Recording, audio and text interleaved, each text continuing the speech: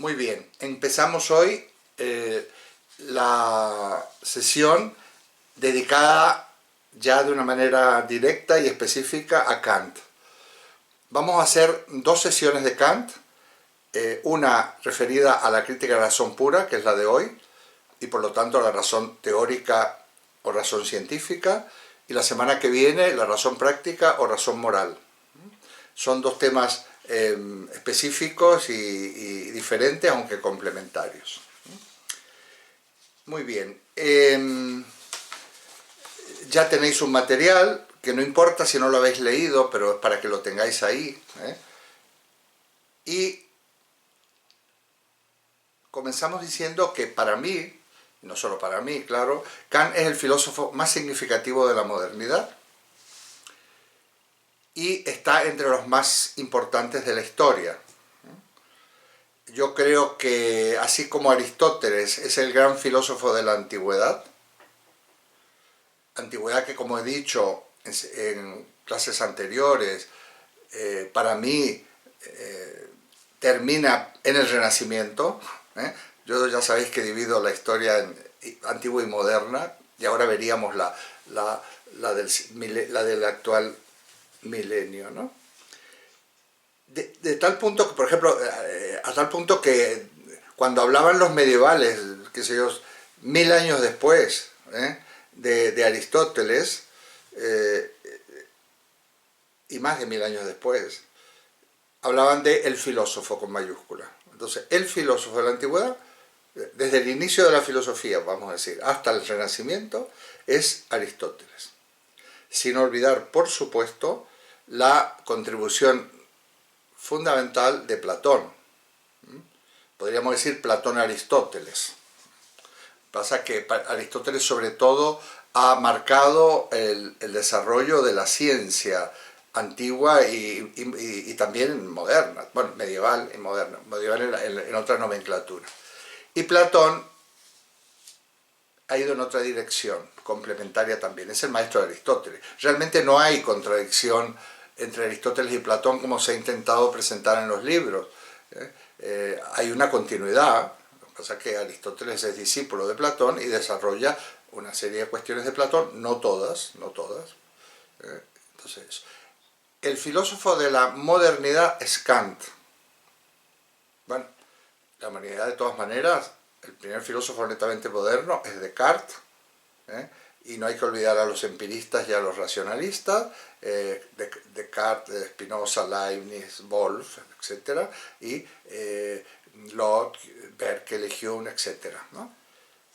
Pero el filósofo de la modernidad, que también es el filósofo de la Ilustración, porque realmente la modernidad en todo su esplendor, fundamentalmente estamos hablando del siglo XVIII, el siglo de las luces, la Aufklärung en alemán, es Kant. Muy bien. Yo considero, perdonadme, que toda persona culta, vosotros sois todas personas cultas, por eso estáis aquí, con inquietudes. No discrimino a nadie, simplemente que, bueno, meterse en un seminario de filosofía y estar tranquilamente asistiendo a una clase de Kant, no cualquiera. Sino le tiene que interesar. Pero el Kant que yo voy a intentar aproximaros a vosotros, sobre todo a aquellos que no han estudiado de una manera sistemática o en profundidad la filosofía, es un Kant que yo creo que es necesario para completar ese acervo cultural, ese equipaje cultural que todos tenemos que tener. Entre otras cosas, porque aclara muchísimas cuestiones que son de plena actualidad. O sea que lo que vamos a ver de Kant va a ser para conseguir unas herramientas que nos permitan entender mejor todavía la actualidad. No olvidemos que estamos en una filosofía que pretende aterrizar en lo actual. Todavía nos quedan muchísimas sesiones, nos queda mucho más de la mitad de lo que hemos hecho. Nos quedan 2/3 de lo que hemos hecho. Por lo tanto, pero es necesario detenernos en estos prolegómenos. Entonces, Kant, como sabéis, bueno, recibe aportaciones por un lado, del empirismo y racionalismo. Esto ya hemos hablado en parte. Kant se forma en el racionalismo alemán en la línea de Leibniz y de Wolff, que era un discípulo de Leibniz. Luego también habíamos comentado, creo, pero de todas maneras esto es conocido, cuando él lee a Hume, realmente él dice que Hume le había despertado del sueño dogmático, entendiendo por dogmatismo el pensamiento racionalista, la filosofía racionalista. Luego, sobre todo en temas relacionados con la razón práctica, con la ética, la moral y la política, la lectura de Rousseau le abrió un enorme panorama. Entonces, y por supuesto, la ciencia de la época, la ciencia hegemónica, paradigmática de la época, que es la física newtoniana. Por supuesto que no tenemos que olvidar los antecedentes de Galileo, de Kepler, del propio Descartes, en cuanto al método, pero la matemática, que es el fuerte más de Kepler, de Descartes y del propio Galileo, porque realmente la física de Galileo es fundamentalmente una astrofísica, es toda aplicada también a la física de siempre, pero aplicada a la astronomía. Pero el fuerte y la ciencia paradigmática del siglo XVII es la matemática, y la del siglo XVIII es la física. Muy bien. Ya sabéis que yo opino, ya lo he dicho, pero lo voy a repetir, yo no creo que esté superado Kant, yo creo que Kant es muy vigente y va a tener una vigencia quizás tan larga, o quizás no tanto por lo acelerado del progreso y de la evolución, pero como la de Aristóteles.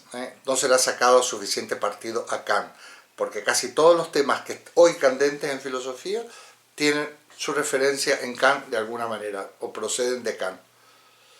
Yo a veces, en un esquema que si tuviera una pizarra o como una especie de reloj de arena, ¿no?, en donde hay una parte, la parte de arriba es ancha y luego se estrecha y luego la de abajo se vuelve a ensanchar, ese punto de estrechamiento yo lo coloco a Kant en ese esquema, porque todo va a parar a Kant y todo sale de Kant. Todo, el pensamiento actual, el pensamiento sobre todo del siglo XX y también el actual, tiene que ver con Kant de una manera directa o indirecta. Y eso se puede ver, no lo digo yo, se puede perfectamente. Y sobre todo que en Kant estas dos críticas que él escribe, la crítica de la razón pura y la razón práctica, entre otras obras, básicamente podemos ver que los derivados de una crítica o de otra, ya sumando ambas vertientes, tenemos toda la filosofía actual. La filosofía y la ciencia, por decir así, la lógica, todo esto, de la crítica de la razón pura, y todo lo que tiene que ver con la filosofía moral e incluso luego con la fenomenología y otras corrientes, pues está relacionado con la crítica de la razón práctica. Pero bueno, todo esto lo vamos a ir viendo. La crítica de la razón pura, tal como he dicho, razón pura quiere decir razón teórica también, y la razón teórica es la razón de alguna manera la que él adopta la concepción de racionalidad del racionalismo, pero está ya muy matizada. Básicamente, para que nos entendamos, vamos a entender como razón teórica aquella cuyo cometido es enunciar las verdades científicas o construir las proposiciones científicas. Las proposiciones o los enunciados científicos son la formulación de las leyes a las cuales se ha llegado mediante un proceso de demostración, que en el caso de la física, por ejemplo, es el famoso método experimental, que observación, experimentación, hipótesis, demostración, ley. O sea, es varios pasos. Incluso luego teoría, porque las leyes se integran en un cuerpo de leyes que se llaman teorías. Las teorías no se demuestran, lo que están demostradas son las leyes. Luego el cómo combino yo esas leyes, bueno, por eso puede haber más de una teoría respecto de distintas cuestiones, ¿no? Muy bien. La crítica de la razón pura, bueno, la crítica y la razón práctica es la razón moral, ¿no? la base de la razón teórica, vamos a llamar, es la razón, si podemos, lo decimos más en pequeñito y en voz más baja, la lógica, ¿no? La crítica, la razón práctica es la razón moral y la base de la razón moral es la libertad. Bueno, ya aclararemos en la semana que viene todos estos conceptos relacionados con la moral y la ética. Podéis guardar para vosotros y a lo mejor en el debate sale. ¿Realmente nuestra inteligencia puede llegar a la verdad? Dejo ahí la cuestión. ¿Podemos conocer? Habría que ver. Es verdad que, como dirían sobre todo los grandes optimistas del siglo XVII, cuando decía Galileo que la naturaleza estaba escrita en caracteres matemáticos, y bueno, y en la medida que esa disciplina avanzara íbamos a comprender todo, o como pensaban los filósofos naturales en el siglo, por ejemplo, un Bernardino Telesio en Italia en el siglo XVI, los años 1500, de que la inteligencia humana era apta para conocer todo lo que corresponde a la naturaleza y lo que no se conocía hasta ese momento, hasta ahora, era simplemente porque, bueno, nos faltaban instrumentos, pero que ya llegará, todo tiene una explicación racional, ¿no? O Aristóteles, yéndonos mucho más lejos, cuando decía que la inteligencia podía conocer la esencia de las cosas, ¿eh? Yo a veces he hecho un poco la ironía de inteligencia rayo láser, ¿no? Que penetra y conoce la esencia de las cosas. Vaya, eso es un optimismo nociológico, epistemológico enorme y a mi modo de ver de una gran ingenuidad. El que va a poner el dedo en la llaga va a ser Kant. ¿Realmente la razón puede conocer? Y se lo plantea del siguiente modo. Esto está en la Crítica de la Razón Pura, en la introducción de la crítica. Dice: ¿qué puedo yo saber? Son las tres cuestiones que hay que resolver, que la filosofía debe resolver. Lo dice Kant, el filósofo del siglo XVIII, el filósofo de la Ilustración, el filósofo de las luces. Estas son las tres cuestiones que hay que resolver. ¿Qué puedo yo saber o qué puedo conocer? Es cuestión de traducciones. La segunda, ¿qué debo hacer? Y la tercera, ¿qué me cabe esperar? ¿Qué puedo saber? ¿Qué debo hacer? ¿Qué me cabe esperar? Y yo me pregunto, ¿la hemos resuelto del todo? ¿O no son vigentes estas preguntas hoy mismo? ¿Qué puedo conocer? ¿Qué debo hacer? ¿Qué puedo conocer? La ciencia. ¿Qué debo hacer? La ética. ¿Qué me cabe esperar? La cuestión del sentido de la existencia.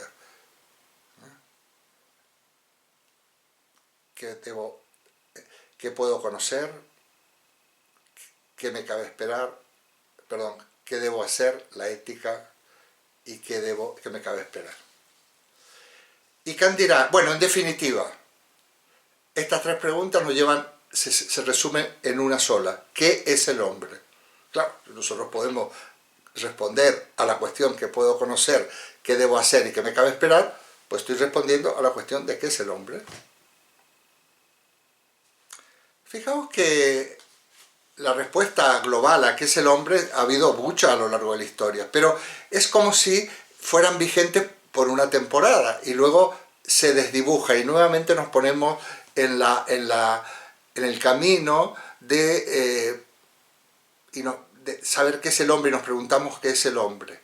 Hombre, esta pregunta no surge así necesariamente, pero puede decir, ¿a dónde vamos a parar, por ejemplo? También tiene que ver con qué me cabe. Esto se va al garete. ¿Qué va a ser esto de la nueva normalidad? ¿Vamos a ser mejores o vamos a ser peores? ¿Será verdad que cada vez estamos más vigilados y más coartados en nuestra libertad? ¿Qué futuro estamos creando? ¿Cuál va a ser el... Bueno, todas estas preguntas están en la línea de qué me cabe esperar.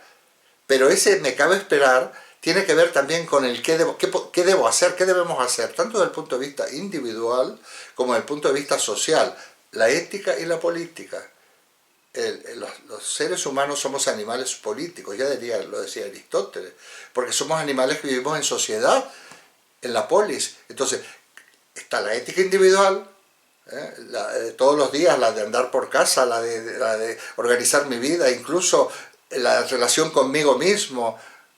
Ya veréis qué interesante cuando Kant habla de que precisamente nunca se puede tomar al hombre o al ser humano como medio, porque es un fin. Ni siquiera yo mismo puedo tomarme como medio. Esto será muy interesante cuando veamos la cuestión del trabajo, en Marx, cuando dice el gran problema de la explotación y de la alienación en el trabajo es que el hombre, que mi vida se convierte en medio de vida. Yo invierto mi vida para vivir, o sea, es medio de vida, pero nunca es fin en sí mismo. Es terrible. Bueno. Y en definitiva, ¿qué puedo conocer? ¿Realmente estamos seguros? Por ejemplo, los negacionistas que dicen, van en este momento no solo contra la política, no solo con nuestros sistemas, instituciones democráticas, sino contra los científicos, diciendo que esto está manipulado. ¿Cómo saber si algo está manipulado o no está manipulado? Pues tenemos que saber qué es la ciencia. Ayer hablaba con una persona, no de este grupo, pero relacionada, que me decía, bueno, lo que hay que hacer entonces es aclarar qué es la ciencia. Y yo le dije, bueno, es posible que en alguna de mis sesiones del seminario, es posible, no va a ser seguro, vamos a dedicarlo a qué es la ciencia, qué tipos de ciencias hay. Y vamos a estudiar, así como he hecho este esquema, un cuadro de clasificación de la ciencia, donde yo juzgo ahí podemos meter todo tipo de conocimiento que sea científico. Si no sabemos esto, no pasaremos de la opinión. Y solo basar nuestra vida en opiniones ajenas o propias es muy peligroso. Ortega y Gasset decía, de lo que se trata es de convertir las opiniones en ideas. Ya veremos qué significa todo esto. O sea, estamos en el camino. Muy bien. Precisamente, pero lo voy a dejar un poquito. Bueno, aquí es cuando puedo plantearlo, el esquema lo puedo, si lo tenéis a mano, cambiar un pelín, porque voy a analizar realmente el cuadro. En el cuadro no he escrito nada, en el esquema no tenéis el análisis de esto, porque solo la referencia. Pero quiero otra cuestión que plantea precisamente en el prólogo de la crítica de la razón pura. Hay un prólogo a la primera y un prólogo a la segunda edición y una introducción, que las podéis leer perfectamente. Si no queréis meteros en el berenjenal de leer la crítica de la razón pura, yo os recomiendo solo leer prólogo, introducción, a ver, exactamente, recomiendo leer,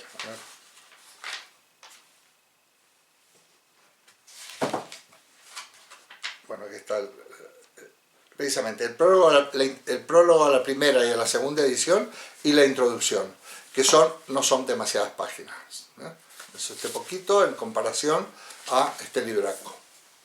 Bueno, otra cuestión que está presente a los inicios de la crítica de la razón pura es la cuestión de la metafísica. Y ahí, textualmente voy a leer una de las traducciones, por supuesto.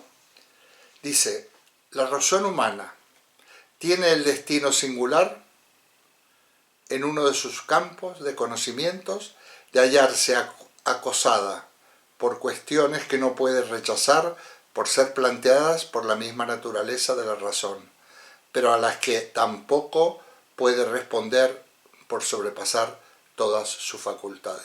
Yo lo he dicho muchas veces, yo me sé de memoria otra traducción, pero es lo mismo.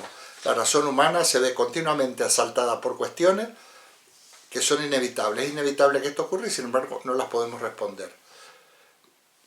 Por ejemplo, Dios, por ejemplo, el origen del universo, por ejemplo, la inmortalidad del alma, y todo el mundo de alguna manera termina cayendo en esto, porque la mayoría dice, bueno, pero algo tiene que haber, y bueno, se mete en el lío de Dios, ¿no? El tema de la inmortalidad le ronda a mucha gente, desde aquellos que creen a pie juntilla, a aquellos de que dudan, ¿no? Sobre todo cuando el temor a la muerte les ataca, y cosas por el estilo, ¿no? Bueno, entonces, precisamente estas cuestiones que asaltan, que son alma, mundo y Dios, ya veremos en el esquema que lo trata en la dialéctica trascendental, que es una parte de la crítica, ha sido siempre el objeto de la metafísica. Ya veremos cómo Kant, ahora no lo voy a explicar porque tengo que explicar el esquema, hace una crítica de la metafísica y cuyo resultado es la expulsión de la metafísica del campo de la ciencia. Continúa la metafísica vigente, con lo cual es un anacronismo. La gran oposición de Ayuso en la Comunidad de Madrid, que se llama Gabilondo, que no sabe, no contesta, porque iba a ser otros, pero luego se van a otros escenarios. Bueno, es catedrático de metafísica, quizás por eso, ¿no? Como es catedrático de una disciplina que ya ha sido derogada en el siglo XVII, pues no tiene mucho que decirle a Ayuso, que es la nueva metafísica que hay aquí en la Comunidad de Madrid. Se va a hablar mucho de esta, es una lideresa impresionante. Está cogiendo carrerilla, está cogiendo carrerilla. Mucho. Muy bien. Entonces, yo digo por aquí que ya hablar de la metafísica, bueno, es hacer arqueología, que siempre está muy bien la arqueología. No siempre en las asignaturas de metafísica pues se explica metafísica, se puede hacer una historia de la metafísica, se puede hacer muchas cosas, pero ya que exista como asignatura, yo que estudié hace más de 50 años, no tenía esta asignatura en la carrera, se llamaba ontología, que ya significaba una opción, junto a otra asignatura que yo creo que ya os comenté, que se llamaba crítica del conocimiento. No sé si os he comentado a vosotros o a otro grupo que tengo. Entonces, bueno, no olvidéis que Gabilondo es un metafísico y ya está derogado, pero por Kant. No sé cómo se ha votado a un señor derogado por Kant. Por eso, la gente, si no conoce a Kant, puede votar a Gabilondo. Perdonadme la broma. Me parece un señor inofensivo. Bueno, demasiado inofensivo. Ni suma ni resta. Mira, no sé qué dice María José, gesticula como mínimo, porque está con el micrófono apagado. Bueno, muy bien. Sí, porque estoy de acuerdo contigo, y como es inexistente y es anodino y en esta situación está tan por las nubes y tan de perfil, pues no sé, me ataca. ¿Te has dado cuenta que la broma, ¿no? La ironía de que es catedrático de metafísica, que no deja de ser una disciplina derogada, pues es interesante. Por eso es importante, para hacer un análisis del milenio, vosotros, gente con muchas inquietudes, pues conocer un poco de Kant. Y así explicamos luego en unas próximas elecciones por qué no se puede votar a cierta gente. Eso nos lo dará Kant. Bueno, es una broma, por supuesto. Bueno, vamos a ver. Muy bien. Vamos ya al esquema. Ya al esquema. Hay unas pinceladas en el, al cuadro sinóptico. Hay algunas pinceladas en el esquema que las voy a ir incorporando. Bueno, vamos al grano. Esto es muy ordenado, de por sí ordena la intervención. Fijaos, la razón tiene tres facultades: entendimiento, sensibilidad, entendimiento y razón. ¿Veis que yo he puesto exterior del sujeto? Dice, este es un esquema hecho por mí, no lo he copiado de ninguna parte. Hay una raya ahí sinuosa, una curva, es como marco los límites difusos que hay entre el sujeto, que es lo que está dentro de las tres facultades, y el mundo exterior, por llamarle de alguna manera, ¿no? Nosotros, digamos, hay unos límites, pero bueno, por un lado somos sujetos de conocimiento, somos razón, somos entendimiento, sensibilidad, pero por otro lado también somos mundo exterior, somos naturaleza, somos materia. Bueno, muy bien. El mundo exterior, si le podemos llamar, por llamarle de alguna manera, un término muy ambiguo, está formado de las cosas. Cosas en el sentido técnico del término cosa. En el latín cosa es res, como hemos dicho, y el mundo de las cosas es la realitas. Realitas quiere decir el conjunto de las cosas. Cosa, res, traduce también al sustancia griego de Aristóteles, usía, las cosas. O sea, esto es un término perfectamente técnico, cosa. Los italianos los que saben algo de italiano, saben italiano, cuando preguntan muchas veces en vez de decir, dicen cosa e quello, cosa, cosa. ¿Qué es cosa? ¿Ve? Pero ¿qué cosa sustituye a qué? Es interesante. Cosa dici? ¿Qué dices? Fijaos que estamos haciendo un uso muy preciso del término cosa. Muy bien. La característica de las cosas para Kant, cosa en sí,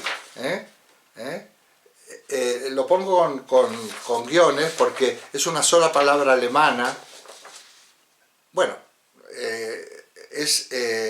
son dos palabras, pero en alemán sería das Ding, es cosa, in sich sein, en sich, en su ser, sein, das Ding in sich sein, o sea, la cosa en sí misma. Las cosas son incognoscibles. O sea, la cosa en sí misma no la podemos conocer, de momento. Ya veremos qué podemos conocer. O sea, la famosa pregunta ¿por qué son las cosas o qué es esta cosa? Aristotélica, por ejemplo, clásica, que para Aristóteles consideraba que nuestra inteligencia podía responder, y a eso le llamaba la esencia. Para Kant no se puede conocer. Nosotros no podemos conocer lo que las cosas son estrictamente hablando. No podemos. Ni siquiera puedo conocer desde el punto de vista teórico esta cosa que soy yo, ¿qué soy? Claro, lo que dice Descartes, je suis une chose una cosa que piensa, une chose que pense, una cosa que piensa, está muy bien dicho, pero bueno, es como una perogrullada, es una cuestión, refleja, ¿qué soy? Yo pienso, ¿qué soy? Pues algo que piensa, bueno, pues una cosa que piensa, eso es lo máximo que podemos decir. Pero las cosas en sí no se pueden conocer. Esto va a marcar una diferencia enorme con el pensamiento antiguo. Esto inaugura verdaderamente el pensamiento moderno, o sea, el pensamiento actual. Pero esa línea sinuosa, esa curva, yo he puesto unas flechitas que se meten en el recuadro siguiente, en la cuadrícula siguiente, y esas flechitas indican que de ese mundo exterior yo recibo estímulos. Esto lo he tomado del empirismo. Tengo impresiones empíricas, táctiles, auditivas, visuales. Yo tengo impresiones. Y la facultad que recibe estas impresiones es la sensibilidad. La sensibilidad, los sentidos.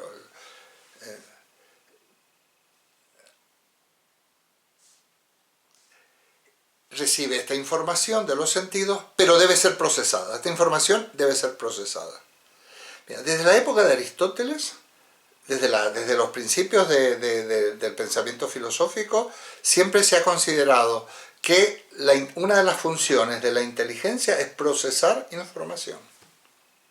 En Aristóteles esto se llama la doctrina de la abstracción, porque Aristóteles, por más que yo he dicho que es ingenuo, no es tan ingenuo, Aristóteles es descomunal. Entonces, la sensibilidad posee unos elementos a priori que se llaman espacio y tiempo. Ahí lo tengo. Elementos a priori, se llama formas a priori. Yo llamo elementos a priori porque esos elementos a priori en la sensibilidad se llaman formas y en el entendimiento se llaman categorías y en la razón se llaman ideas. ¿Qué es un elemento a priori? Algo, como digo yo por ahí, que viene de serie, ya en nuestra inteligencia. Son unos, digamos, como unos elementos que están ahí, que nos van a permitir procesar la información que nos llega. En el caso de la sensibilidad es el espacio y el tiempo.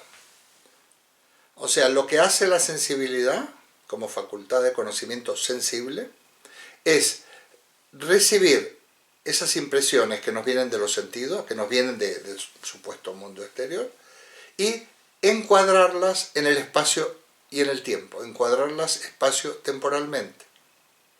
Y el resultado de esa organización se llama fenómeno.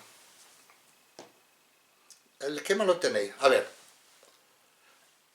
Bueno, aquí hay toda una discusión muy grande del siglo XVIII. sobre todo la objetividad o no del espacio y del tiempo. Para Kant, espacio y tiempo son subjetivos, pero sobre todo la cuestión del espacio y también la cuestión del tiempo, la física, bueno, hay varias posturas, no una verdadera y otra falsa, no, hay varias posturas y entre medio de esas posturas pues hay que ir, la ciencia no es exacta. Es muy importante poder matizar y poder complementar y poder de alguna manera integrar posturas aparentemente contrarias o contradictorias. Pero para Kant, cuando nosotros recibimos a esos que recibimos de la flechita le llama él incluso en latín datum. Datum. Lo que se recibe es el datum, es dato, los datos. Está ¿cómo es? En singular, plural sería data, pero bueno, recibimos los datos. Cuando un filósofo alemán utiliza el latín, por algo lo hace. En algún momento podemos dar algún ejemplo. Porque ellos pueden utilizar la expresión alemana, que tienen como todas las lenguas, o el latín. Y si lo usa en latín, eso tiene una connotación. No lo hace porque se le ocurra, sino porque quiere decirnos algo al respecto. Entonces, ¿qué es el fenómeno? Vamos a definirlo.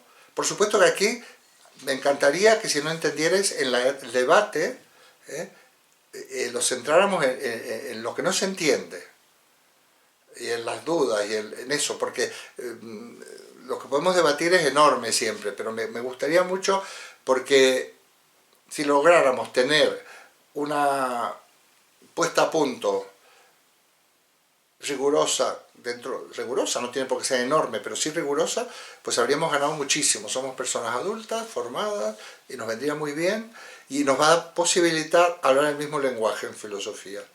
Ponernos de acuerdo, no en el pensamiento único, sino en unas maneras de nombrar las cosas para que nos podamos entender. El propio Descartes, en la crítica, en sus obras, veréis que siempre va a decir, entiendo por fenómeno tal cosa, entiendo por espacio, entiendo por tiempo. Lo define el propio Kant. Nosotros nos vamos a poner de acuerdo. Muy bien. Una vez que yo he encuadrado los datos de la sensibilidad en las formas a priori de espacio y tiempo, obtengo el fenómeno.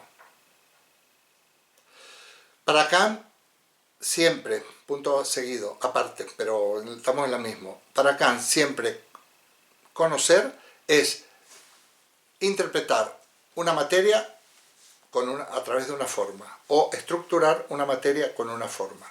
¿Qué es la materia? Pues lo que se ofrece, no tiene que ser un ladrillo. La materia es aquello que se ofrece, que el entendimiento recibe, y forma es lo que el entendimiento pone.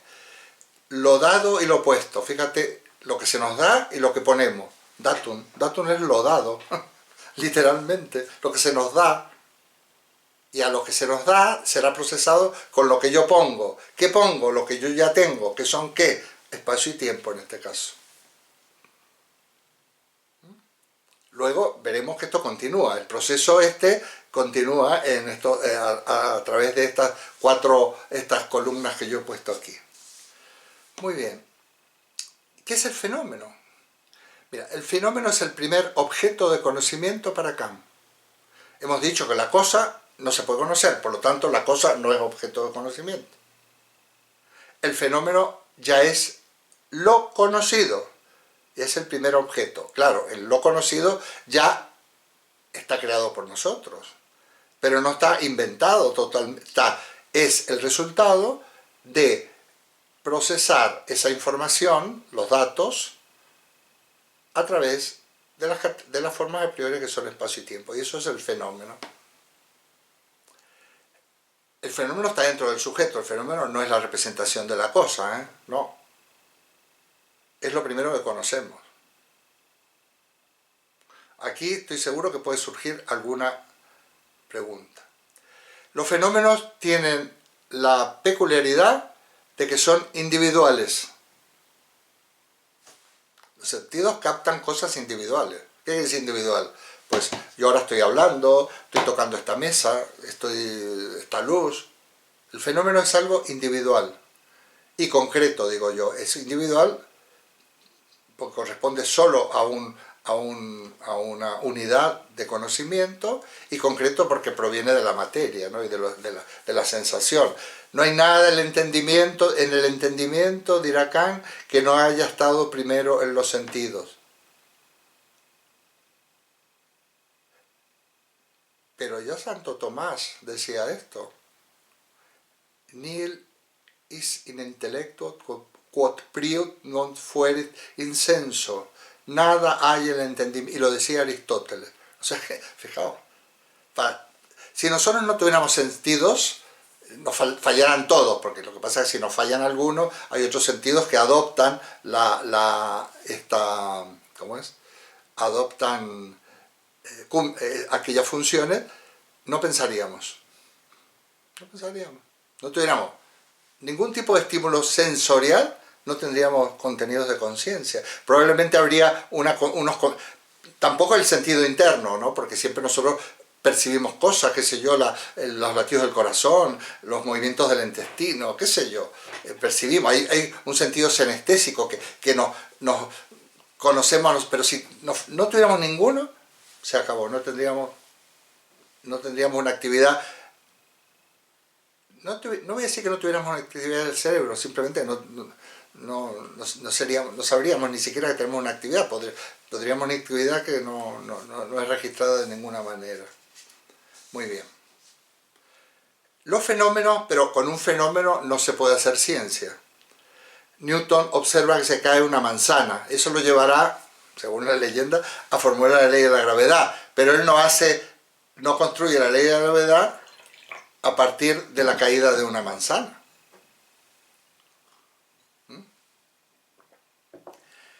Los fenómenos pasan al entendimiento. Ese cuadro y una flechita pasan al entendimiento, por decirlo de alguna manera. O sea que para el entendimiento, que es la segunda facultad, el fenómeno sería la materia. ¿Ves? Materia es aquello que se le da a la facultad para conocer, para procesar. En el caso de la sensibilidad son los datos, en el caso del entendimiento son los fenómenos. ¿Qué ocurre? Esos fenómenos deberán procesarse a través de lo que se llama, procesarse es un término mío, un neologismo, a través de lo que le llaman las categorías. Las categorías son estructuras, formas a priori del entendimiento. Pues digamos en lenguaje coloquial, unas herramientas ya que vienen de serie también en el entendimiento, que nos permiten, unas estructuras que nos permiten encuadrar los fenómenos y procesarlos, y convertirlos en ¿qué? En objeto. Fijaos, categoría más fenómeno, objeto. El fenómeno es el primer objeto de conocimiento, el objeto sensible, es un objeto, lo que pasa es que llamamos fenómeno, y el segundo, que yo le digo objeto, que es el objeto propiamente dicho, sería, si queréis añadir, objeto de ciencia, Resultado de comprender, de conocer, de interpretar, de procesar los fenómenos a través de las categorías. Ese es el objeto de ciencia. Ya veremos que hay dos ciencias, la matemática y la física, nada más para acá, nada más. Fijaos que espacio y tiempo, si veis el esquema, salen como dos flechas que van como hacia abajo, a coger, ¿no? Esto no lo he puesto de una manera casual. Entonces, es el espacio y el tiempo que van a coger, digamos, reciben la información y van a ir a trabajar sobre ella, a procesarla.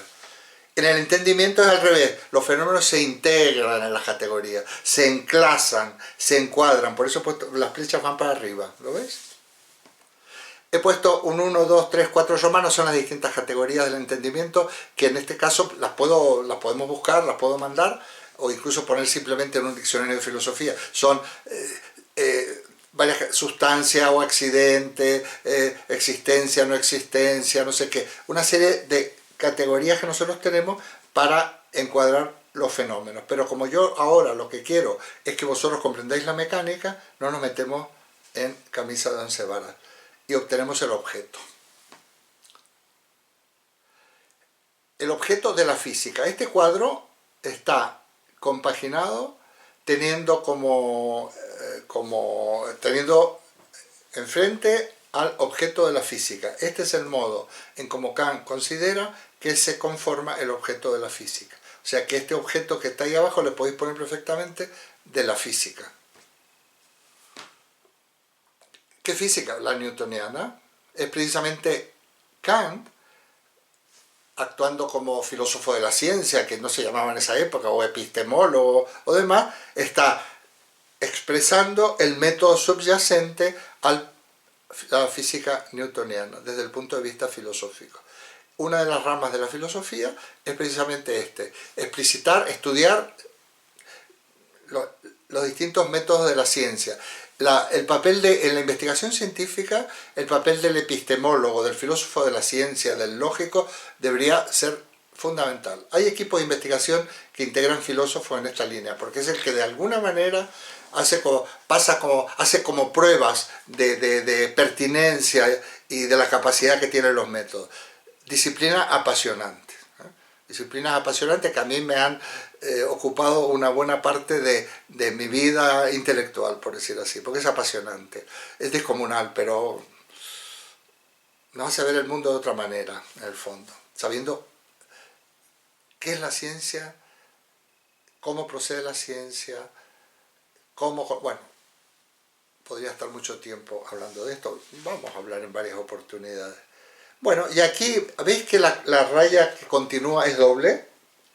O triple, es más gruesa, que separa de la razón, porque ahí se acaba el proceso de conocimiento válido para Kant. Ahí se acaba. ¿Y qué pasa con la razón?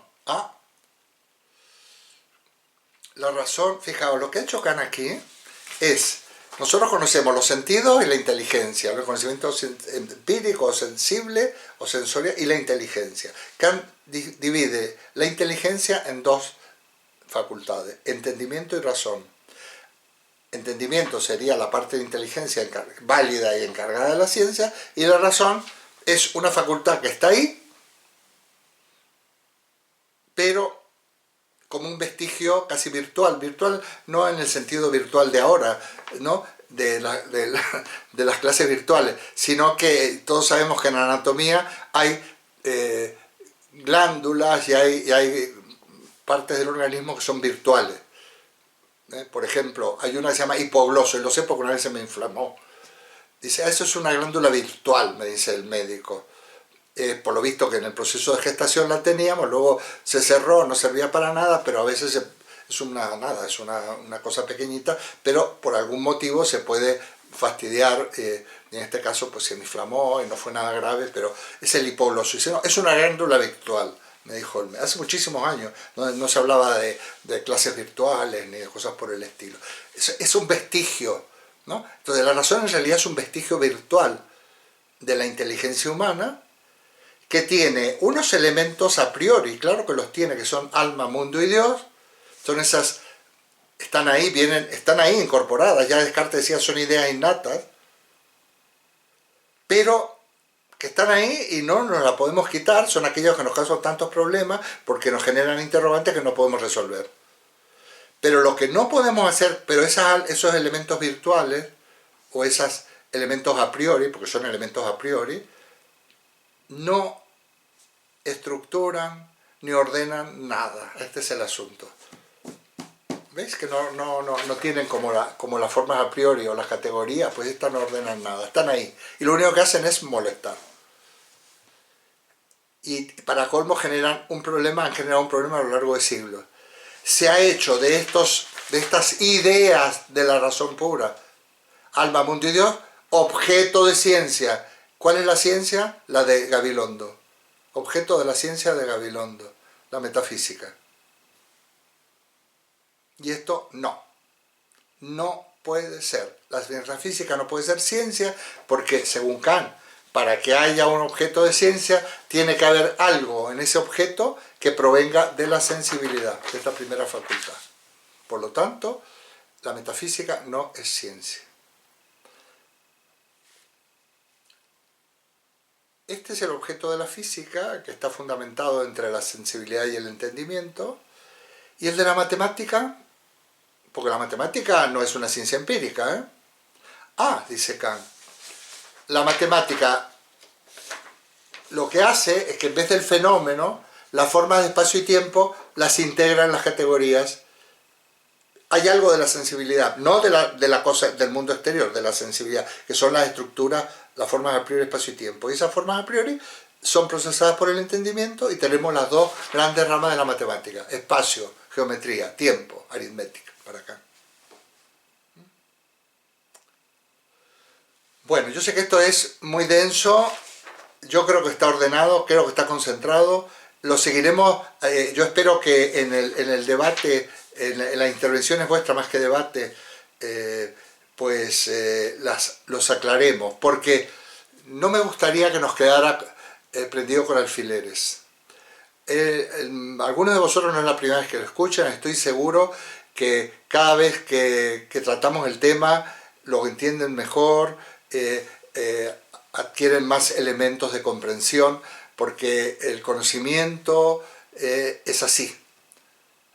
A las cosas hay que volver varias veces, desde distintos puntos de vista, y cada vez entendemos más, porque hay algo que se llama aprendizaje significativo. Cuanto más conocemos, más podemos conocer, porque los conocimientos que tenemos no son solo conocimientos, información, datos, se convierten en instrumentos de nuevos conocimientos, se convierten como en a prioris.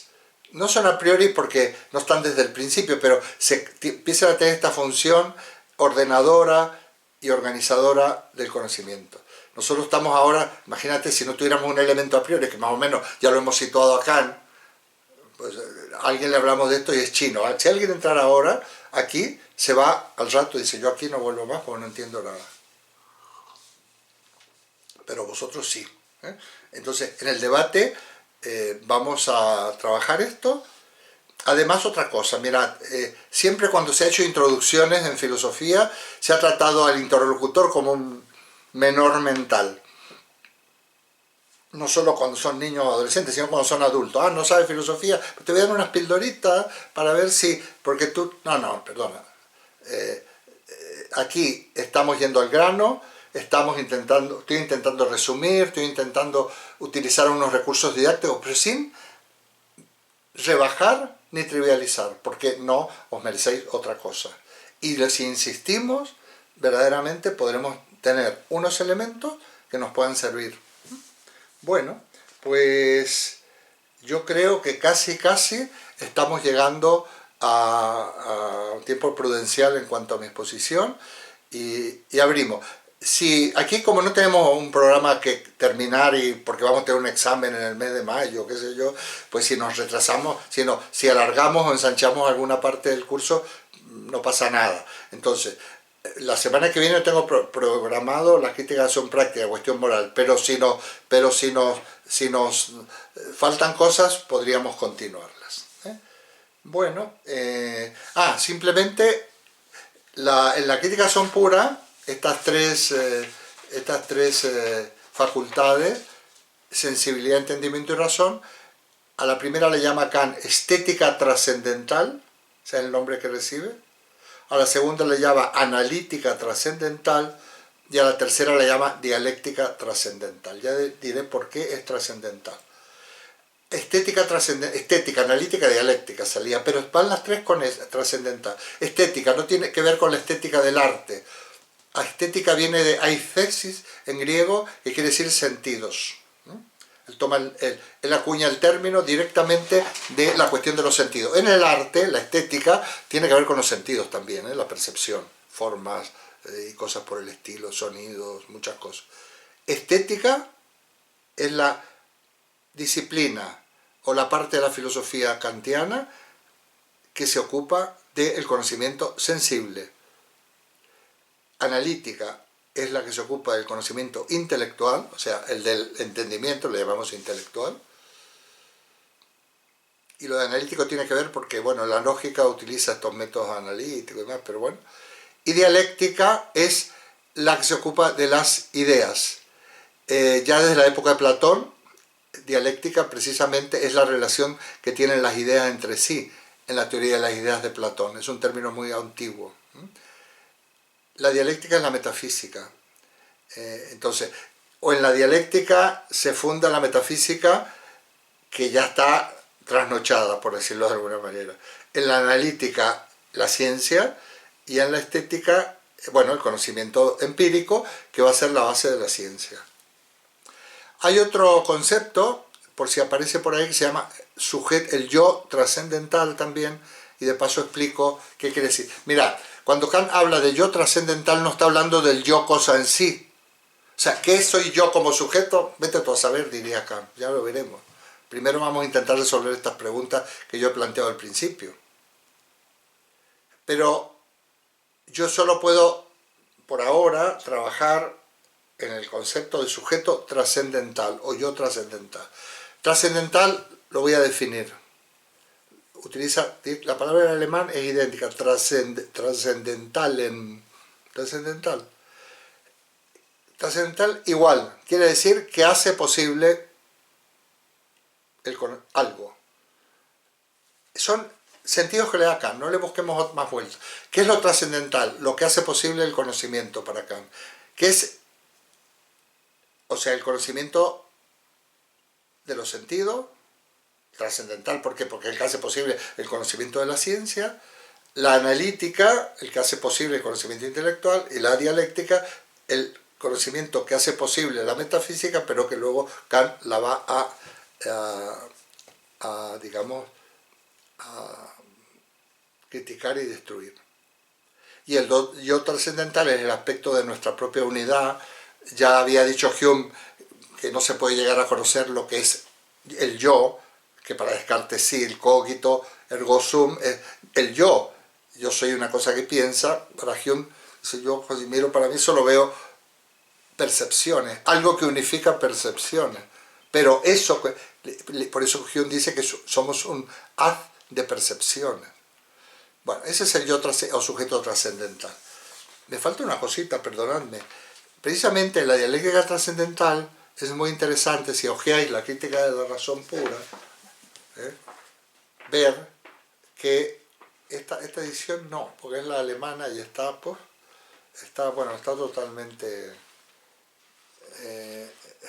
pero en la edición española aparecen en dos columnas una serie de razonamientos que son los antinomias y los paralogismos. Y entonces, yo voy a poner uno. Un paralogismo es un razonamiento, no llega a ser un sofisma, es un razonamiento aparentemente válido, pero que no lo es. Y una antinomia viene de anti, son dos demostraciones aparentemente muy rigurosas y que llegan a conclusiones antitéticas, o sea, contradictorias. Si yo demuestro, entonces él nos proporciona una demostración de la existencia de Dios, paralelamente una demostración de la no existencia de Dios, y lo que él concluye, que dada estas antinomias, hay más de una, llegamos a la conclusión que de Dios no se puede demostrar nada, que desde el punto de vista de la razón teórica no podemos llegar a ninguna conclusión respecto de Dios. Esta postura, que no se puede pronunciar ni a favor ni en contra, ni sí o no, se llama agnosticismo. O sea, gnosis es conocimiento, agnosticismo, me abstengo de conocer, no puedo conocer. Por lo tanto, desde el punto de vista de la crítica de la razón teórica o razón pura, Kant es agnóstico. El agnosticismo es una postura interesante, ya fuera de Kant. Cuando te preguntan, ¿tú eres creyente o no creyente? Es como más elegante decir, soy agnóstico, es mucho menos. Ateo es muy duro decir soy ateo, porque estás abriendo una brecha de discusión, ¿no? Se puede ser ateo, no hay ningún problema, pero el agnosticismo incluye la posibilidad del ateísmo. Entonces, agnóstico es más elegante, más fino, decimos, yo agnóstico. Bueno, un poco una broma, pero es verdad. El agnosticismo es aquella persona que no... y además es verdad que algunas personas, desde el punto de vista existencial, ya veremos, porque vamos a tratar el tema de Dios muy prontito, dudan mucho si existe Dios, o algún tipo de Dios. Entonces se colocan de una manera provisoria en una situación agnóstica, muy sensata y muy razonable. Bueno, curiosamente, ese Kant agnóstico desde el punto de vista de la razón teórica será un Kant creyente, fervientemente creyente, en la crítica, en la razón práctica. Ya veremos cómo. ¿Contradicción? No, ya veremos. Bueno, voy a dejar aquí. Veo que, no sé si Luis tiene una mano ahí puesta en la pantalla. De todas maneras, le vamos a dar la palabra a Luis, y de paso que haga de moderador, esta vez, si le parece bien, ordenando sobre todo las participaciones o los pedidos de palabra. Bueno, pues muchas gracias, aquí nos quedamos y damos paso a vuestra intervención. Oye, lo mío es una pregunta muy concreta. Es que has hablado de unas flechitas en el esquema que iban espacio y tiempo. Pone más datum, que eso entiendo lo que es cada cosa, y entiendo que nosotros percibimos dentro del espacio-tiempo, y que eso, por ejemplo, supone, ha sido muy curioso, te hablé de un neurólogo, Oliver Sacks, para mí descubrir que la memoria, por ejemplo, que tenemos los seres humanos es algo que estamos modificando constantemente en función de nuestra situación presente. De manera que eso se ha demostrado, vamos a decirlo, yo no entiendo mucho de ciencia y de neurología, pero parece ser que se ha demostrado. Quiere decir que hay una elaboración presente de acontecimientos, presente y constante, que lo que nosotros creemos que tenemos en la memoria sobre cosas que nos han pasado en una época, está constantemente siendo modificado de acuerdo con nuestra forma de pensar hoy día. Pero la pregunta era eso, si podías volver a explicar lo de las flechitas. ¿Por qué el espacio-tiempo va las flechas hacia los datos y por qué en el otro lado las categorías reciben las aportaciones de los fenómenos? Bueno, muy sencillo.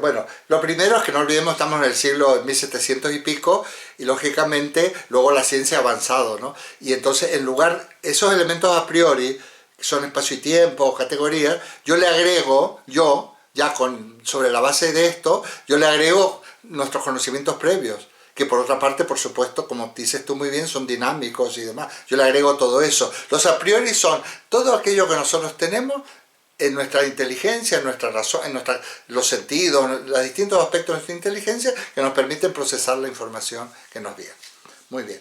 Respecto a esto, el dato es algo amorfo, es caótico, por lo tanto no tiene ninguna entidad.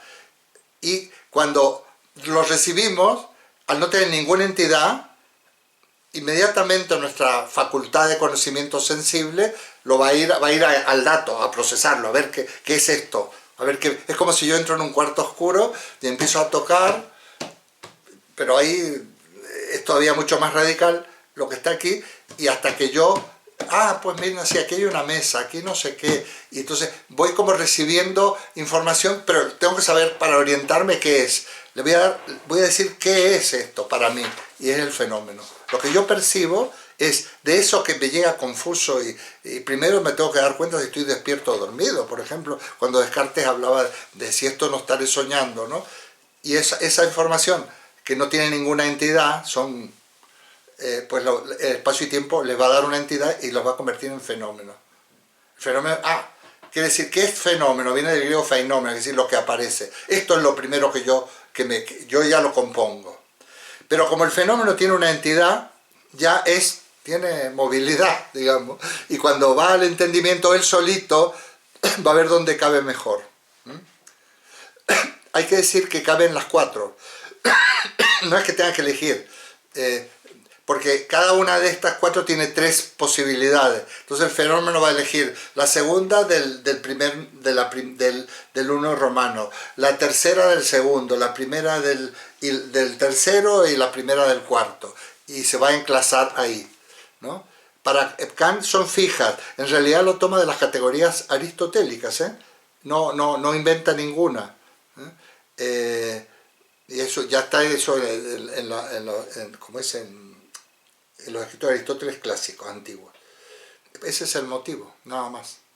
Ahora, esto sería opinable, ¿no? Sería opinable. Kant lo que quiere dar aquí es el papel activo que tiene espacio y tiempo a la hora de enclasar, encuadrar sensaciones, y luego la entidad que tiene el fenómeno que le permite dirigirse, de alguna manera, integrarse en las categorías. Pero no es más que eso. En cambio, la razón, alma, mundo y Dios no sirven para nada para acá. Sirve para que un señor se gane un sueldo en la Universidad Autónoma como catedrático metafísico. Eso sí, pero no mucho más. Vale, Carmen.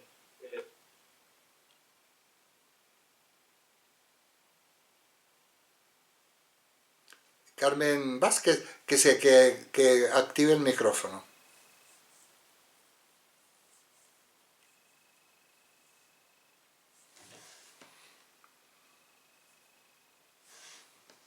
No. Bueno, es que no lo consigues, Carmen, el micro. Actívalo. Carmen. A ver, ahora, ¿no? Sí.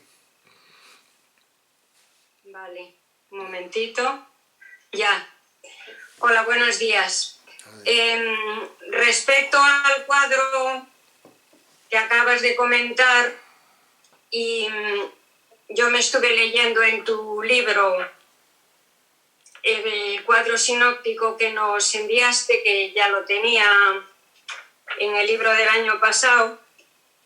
No sé si lo entiendo bien y quería relacionar la frase que pone: lo primero, dice Kant, es que ha llegado el momento de someter al tribunal de la razón misma, ¿no?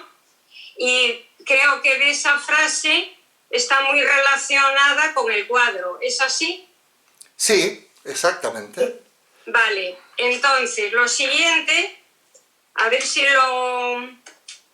lo voy captando todas las ideas, que es complicado. Un momentito que lo tengo por aquí. Lo que yo creo entender es que la mente percibe a través de los sentidos, que es lo que el cuadro pone sensibilidad. ¿Es así? Es así. Y después es la inteligencia, que es el entendimiento, y la razón, la que organiza los conocimientos, que los sentidos nos lo dieron a priori, y es la inteligencia la que los organiza a posteriori. Puede ser. A ver, ojo con el término a priori y posteriori. Está bien, la inteligencia organiza los conocimientos de los sentidos. Lo que pasa es que Sí. ya por supuesto, ese conocimiento ya no es a priori, porque el a priori son espacio y tiempo. Y la inteligencia, tú lo que quieres decir en un primer paso, mejor en vez de decir a priori y a posteriori, decir en un primer paso los sentidos obtienen un conocimiento que es el fenómeno, y en un segundo paso el entendimiento los organiza. En vez de decir, porque si no nos mezclamos con el uso a priori y posterior en dos sentidos diversos. Perfecto. Vale, perfecto. Y entonces la siguiente pregunta, nosotros ya venimos de serie, digamos, con una serie de conocimientos. Es decir, el espacio y tiempo, digamos que nacemos con ello. Sí, con la capacidad, yo le pondría de espaciar y temporalizar, ¿no? Un bebé recién nacido nace con la capacidad de ir entendiendo el espacio y el tiempo. Más que entendiendo, de usarlos, de espaciar y temporalizar. Efectivamente, mira que bien, has puesto el ejemplo del bebé, yo no me he puesto a pensar en ello, pero en la psicología evolutiva probablemente el bebé para no atropellarse en los muebles, para ver si va a venir su mamá o dónde está, cuando le dice un momento, cuando llora y la madre le dice ¿qué pasa, hijo mío? Probablemente esté espaciando y temporalizando sensaciones. Muy bien. Pero eso no es suficiente para que, iniciado ese proceso de conocimiento, se llegue a un objetivo claro. Por eso es necesario una cosa y la otra. Claro. Es decir, el datum, que yo leyéndolo en tu esquema y en tu libro, que viene muy bien explicado, me estaba recordando un poco a los máster que están haciendo ahora cantidad de alumnos sobre los Big Data. Digamos que es la inteligencia artificial, de una manera u otra, porque yo desconozco el proceso, están utilizando en la inteligencia artificial este proceso mental del ser humano explicado ya en la filosofía, porque evidentemente todos los grandes filósofos, la matemática era la ciencia per se, desde Platón, todos eran, creo que en la academia ponía, no puede entrar el que no sepa geometría. Entonces, esa, por decirlo de una forma vulgar, geometrización del universo está en la mente humana desde los filósofos antiguos, que fue evolucionando hasta llegar a un pensador tan importante y moderno como Kant. Pero ahora, actualmente, en la época que estamos en la actualidad de las redes sociales, y yo veo que todos los alumnos, estudien lo que estudien, quieren hacer un máster en Big Data, que a mí al principio me llamaba un poco la atención, pero indagando un poco en ello, veo que realmente están aplicando en los medios modernos unas ideas que tienen más de 2.500 años, porque necesitan algo que viene de serie, pero sí procesarlo y sacarle un rendimiento desde gran cantidad de puntos de vista de la ciencia, pero que no deja de ser filosofía y matemática unidos, ambos conocimientos, para avanzar en la ciencia y en la tecnología. Muy bien. No sé si... Muy bien. Porque hasta incluso el nombre, que realmente data, es latín. Sí, claro, claro. No es inglés. Claro.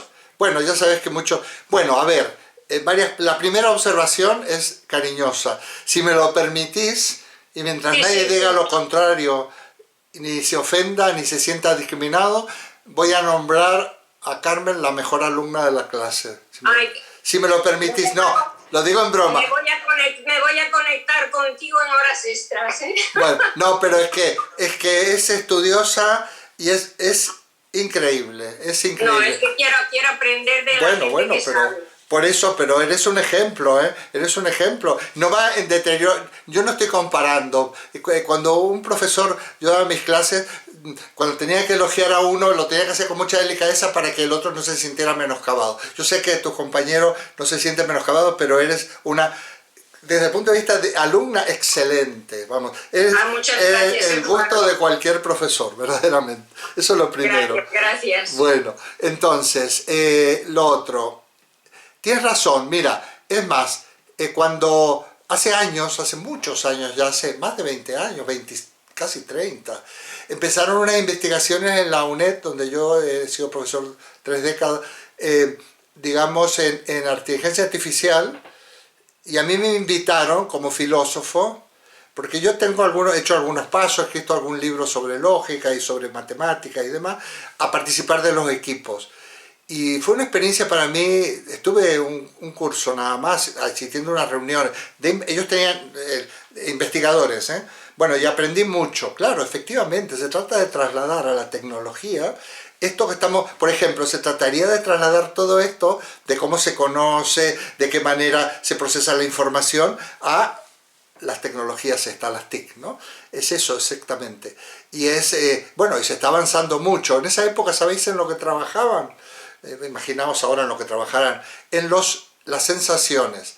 Que una máquina pudiera reconocer, por ejemplo, el frío, el calor, pudiera la luz, una serie de cosas de las sensaciones básicas de los 5 sentidos, por decir así. Y esto se aplicaba, porque las primeras aplicaciones de inteligencia artificial era para fabricar prótesis de todo tipo para gente con estas dificultades, ¿no? Y luego a partir de ahí, cómo podía reaccionar, por ejemplo, una prótesis de una mano.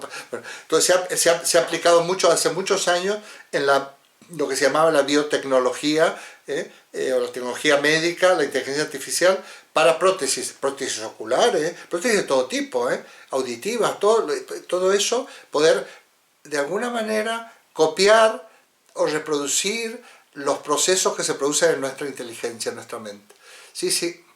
Así que es muy pertinente también la relación que has hecho y que, bueno, nos dará que hablar en el milenio. Vale. Muchas pues gracias. Gracias. Entonces, que hable Pepe ahora, Pepe Malvuenta, tratar de ser lo más breves posibles, todos, empezando por Eduardo. Hola, buenos días. No sé si son preguntas o reflexiones o algo así, pero a ver si me lo puedes aclarar. ¿La razón se cultiva? ¿Qué tiene que ver la razón con el alma? Y si es objetiva o subjetiva. Y ya por último también, o sea, he leído por ahí algo sobre la razón y dice, la razón es como lo que ocurre cuando echas agua en una jarra. Se adapta a la forma de la jarra. Esas son mis cuestiones. Bueno, pues si Luis me deja, voy a hacer lo más rápido posible, lo que pasa es que forma parte de la clase. A ver, claro que se cultiva la razón, claro que se cultiva. La inteligencia se cultiva. Cuanto más conocemos, más podemos conocer. O sea, hay gente que acordaos que decía Unamuno que para que se te quiten había que viajar, ¿no? Por ejemplo. Claro, por supuesto que se cultiva. Viajar, Descartes mismo aconseja, y él hecho lo hace, él corta los libros, el mundo de los libros, el libro de la vida, me fui a conocer otras cortes de ejército, se mete en la guerra a los 30, la razón se cultiva con experiencias, y todo eso se incorpora, como decía Luis, porque además es dinámica, él hablaba de la memoria, pero en general la inteligencia, el entendimiento, la mente es dinámica y se cultiva. La segunda era, ¿qué tiene que ver con el alma? Sí, eso, sí, que ¿hay alguna correlación entre alma y razón? Ninguna, porque el alma no existe. No, el alma es de la metafísica, no tiene nada que ver. ¿Y la razón sí? ¿Existe? Hombre, claro. Claro, ¿cómo no va a existir? La inteligencia existe, es evidente, ¿no? Es evidente. Sí, bueno, vale. No, la inteligencia estamos utilizando, lo que estamos haciendo ahora, intentando entender esto. Sí, el alma como entelequia, bueno, el alma viene de psique, griego, de ahí viene psique, psiquismo. La noción de psique, sí tiene o sea, es que la noción de psique en los griegos se podría traducir también por espíritu, por interioridad, y entonces la noción de psique sí alude a algo que somos, porque somos inteligencia y también somos capacidad de decidir, razón teórica y razón moral. Ahora, el concepto de alma, que el alma se separa del cuerpo y tal, eso sí que es una leyenda, ya es una sí, bueno, o sea, eso llevaba al tema religioso, ¿no? Como sí, es una metáfora. En ese sentido, existe, mira, la identidad, yo preferiría, esa psique aludirá a lo que luego será el carácter, formado sobre la base, habría que entrar en toda esta línea. Nosotros tenemos unas connotaciones, unas características, tenemos unas connotaciones caracterológicas, tenemos un carácter, eso es así. Ahora, ¿cómo llegar a él? ¿Cómo estudiarlo? Bueno, para esto está la psicología, ¿no? Y todo esto. ¿Y la otra? No, bueno, era que si es objetiva o subjetiva. No, bueno, a ver, no sé qué quiere decir con eso. Sí, como las razones del sujeto subjetivas, eso es lo primero, ¿no? Quiero decir, a ver, lo que conoce la razón será siempre subjetivo. Porque conocer es incorporar al sujeto unos datos. Y cuando lo incorporo ya lo estoy procesando. Y es imposible ver los... Mira, cuando se habla de lo objetivo, alude a que se pueda conocer la cosa en sí. Y la cosa en sí no se puede conocer, porque siempre que la conozco ya es cosa en mí. Ya, sí. Eso es todo, sí. Complejo, Luis, pero he hecho lo posible. Digo, no olvides, Pepe, que en lo que hemos estudiado hoy, ya dejo paso a María José, la razón es vista por Kant como algo, la razón, lo que piensa Kant, ¿no? Y lo que dice como algo negativo, en el sentido que crea unas entelequias metafísicas. O sea que, bueno, lo que pasa es que nosotros estamos empleando la razón de una manera más lógica. María José. Sí, espera, Luis, pero no confundamos. Yo creo que yo le he captado la pregunta de Pepe. Él habla de la razón, independientemente de esta facultad de la crítica de razón pura, ¿no? Nosotros podemos hablar de razón como sinónimo de inteligencia, fuera de Kant. Y lo que pasa es que esa razón tiene tres facultades, o inteligencia tiene sensibilidad de entendimiento y razón propiamente dicha. Y esa razón, evidentemente, sí que tiene una función en la inteligencia. Gracias. La capacidad de aprender. Muy bien, perfecto. María José, dale al micrófono. Sí, ya. Nada, primero hacer un poco una precisión. Cuando hablaba Carmen y hablabas tú de esta noción de tiempo y espacio con la que nacemos, la cría humana, el bebé, nace con este potencial, pero tiene que desarrollarlo. De hecho, al principio el bebé no distingue dónde acaba su cuerpo y dónde empieza el cuerpo de la madre. Cuando él mama, eso es uno de los primeros nudos que tenemos que desanudar para empezar a tener una noción de identidad, porque al principio el bebé es todo un continuo. Todo lo que le rodea es y no es parte de sí mismo. O sea, que es algo con lo que nacemos como potencial, esta noción de tiempo y espacio, pero que tenemos que ir a la vez que vamos madurando, de alguna manera configurando para poder hacer una distinción entre el yo mismo y el otro.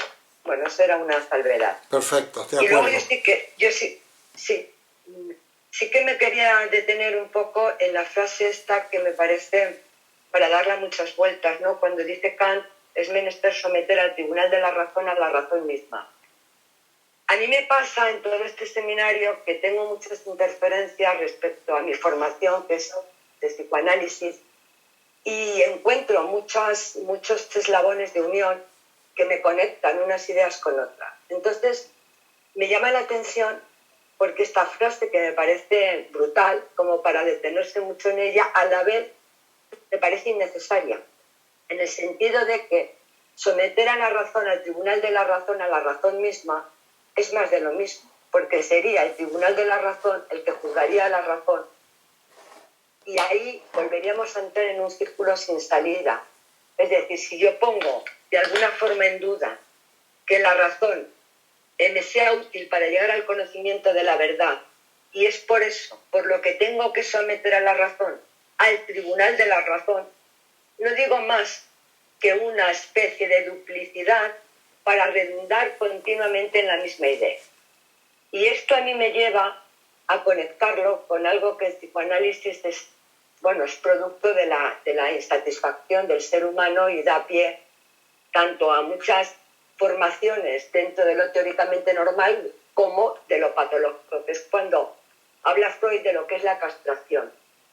La castración, simbólicamente hablando, no deja de ser el contacto que uno entra en conexión para llegar a un punto en el que es inaccesible que podamos trascender, porque hay un algo que se nos impone como un corte brusco. Es decir, tendría que ver, tú hablabas también un poco el otro día cuando hablábamos, no recuerdo cuál era la terminología, porque yo no puedo evitar traducirlo a mi formación. Los ideales nunca son alcanzables porque no existen. El horizonte no existe, pero sin embargo es un punto de referencia. Es decir, el conflicto a veces ocurre cuando uno confunde el ideal con algo que se puede abarcar y conseguir. El ideal es una meta, que es un inalcanzable que nos guía, como el horizonte no existe, pero nos sitúa, nos da una referencia y nos da un rumbo. Entonces, esta parte en la que forzosamente a través de la historia y de muchas disciplinas confronta al ser humano con esto que es la castración, que es decir, es lo inalcanzable, es aquello que por eso a mí me da que pensar en esta frase, en el que acabamos haciendo un bucle de más de lo mismo. ¿Cómo yo puedo someter al tribunal de la razón a la razón misma? Que sería como decir que con mi razón hecha tribunal estoy ejerciendo un análisis o un juicio crítico respecto a la razón. Entonces me parece interesante porque de una forma o de otra el ser humano siempre está abocado a toparse con un límite, que es lo que sería en psicoanálisis el concepto de castración, que nos acaba llevando de nuevo al punto de partida para intentar buscar distintos caminos que conllevan al mismo punto, dado que el ser humano es limitado. Es decir, la razón es inalcanzable, la verdad es inalcanzable, porque estamos sometidos justamente a esto, a ejercer un tribunal de la razón respecto a la razón misma que es imposible de solucionar. Bueno, un poco era Muy eso. bien, te voy a responder. Bueno, yo sé por dónde vas y además estoy bastante de acuerdo. Bueno, primero parece un ejercicio autorreferencial, ¿no? Que no tiene ese bucle del que tú hablas.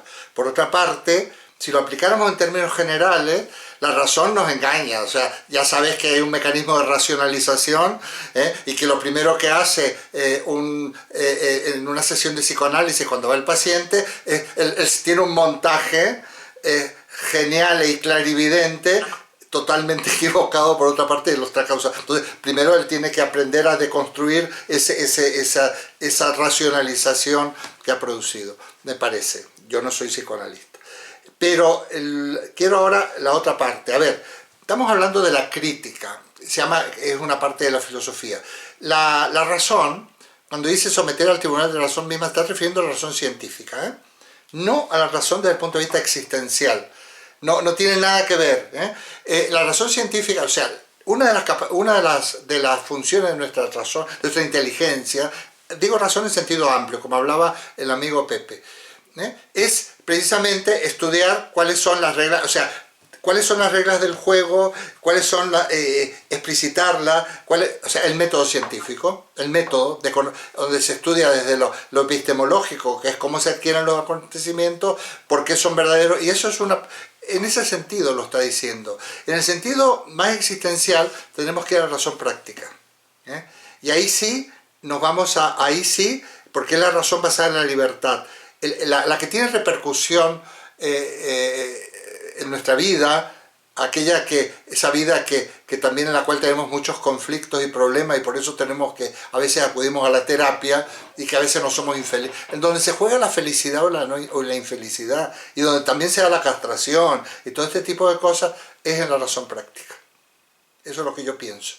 La razón teórica o razón científica es una razón instrumental simplemente, que de hecho se la ha criticado.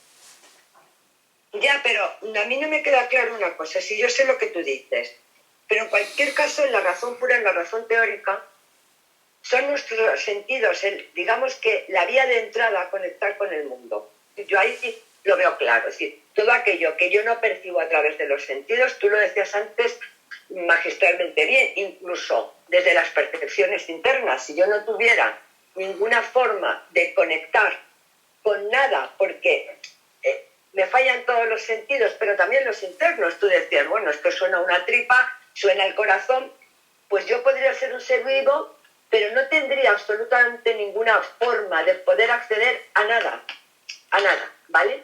Entonces, ya esta primera parte que tiene que ver con la sensibilidad, con aquello que nos llega a través de los sentidos, ya está sesgado.